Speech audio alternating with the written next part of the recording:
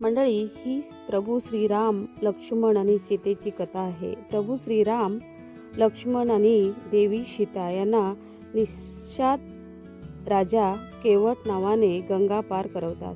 जेव्हा श्रीराम पारितोषिक देऊ इच्छितात तेव्हा नाविक म्हणतो की ज्याप्रमाणे मी तुम्हाला गंगा पार करून दिली त्याचप्रमाणे तुम्ही मला आणि माझ्या कुटुंबियांना भवसागर पार करून द्या.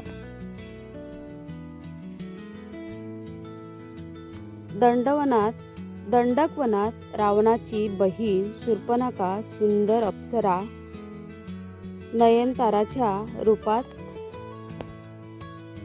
झोपडीच्या बाहेर बसते आणि श्रीरामांना तिच्याशी लग्न करण्यास सांगते. श्रीरामाच्या नकार दिल्यावर ती लक्ष्मणाकडे आग्रह धरते. मग ती माता सीतेला मारायला धावते. हे पाहून लक्ष्मणजी तिची नाक कापतात.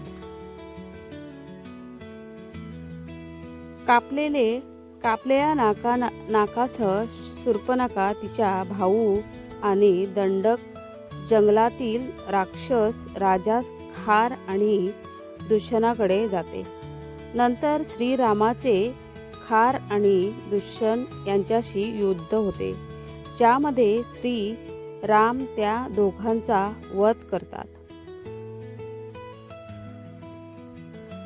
खरं दुष्यनाच्या मृत्यूची बातमी घेऊन शूर्पणखा भाऊ लंकापती रावणाजवळ पोहोचते आणि सीतेच्या सुंदरतेचे कौतुक करते. सीतेचे अपहरण करण्यासाठी रावणाला भडकवते. यानंतर रावण आपल्या मामा मारीचलला हरणाचं बदलून माता सीतेला पळवून आणण्याची योजना आखतो. सीता श्रीरामाला ते सुंदर स्वर्ण हरिण आणण्याचा आग्रह धरते. रामजी त्या हरणाला आणण्यासाठी जंगलात जातात. हरणाचे रहस्य उघड झाल्यावर राम त्याला मारतात. जेव्हा श्रीराम बराच वेळ परत येत नाहीत तेव्हा काही अनुचित घटनेच्या भीतीने सीता लक्ष्मणाला श्रीरामाच्या मदतीसाठी वनात पाठवते.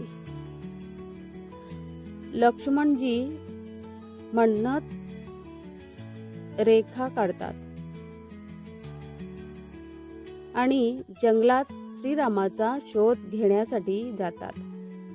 लक्ष्मणजी गेल्यानंतर रावण संन्यासीच्या वेशात सीतेकडून भिक्षा मागतो आणि लक्ष्मण रेखा ओलांडण्यासाठी भाग पाडतो. अशा प्रकारे रावण माता सीतेचं अपहरण करतो. रावण माता सीतेचे विमानातून अपहरण करून घेऊन जातात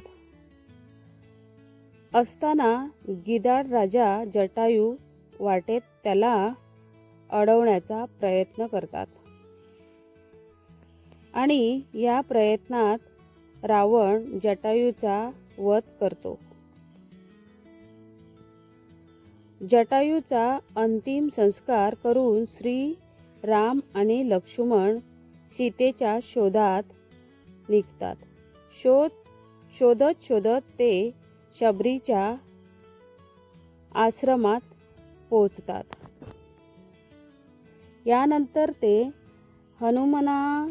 हनुमानजी आणि सुग्रीवजींना भेट देतात. सुग्रीव आणि आपली दुर्दशा श्रीरामांना सांगतात. सुग्रीवची व्यथा ऐकून राम बालीचा वध करण्यास तयार होतात आणि सुग्रीव आणि बालीच्या युद्ध दरम्यान बालीचा वध करून सुग्रीवला किष्किंधाचा राजा घोषित करतात. ही तिसरी रामकथा. गोष्ट आवडली तर लाईक, शेअर, सबस्क्राईब करा. त्याचबरोबर बेल आयकॉनही दाबा. धन्यवाद.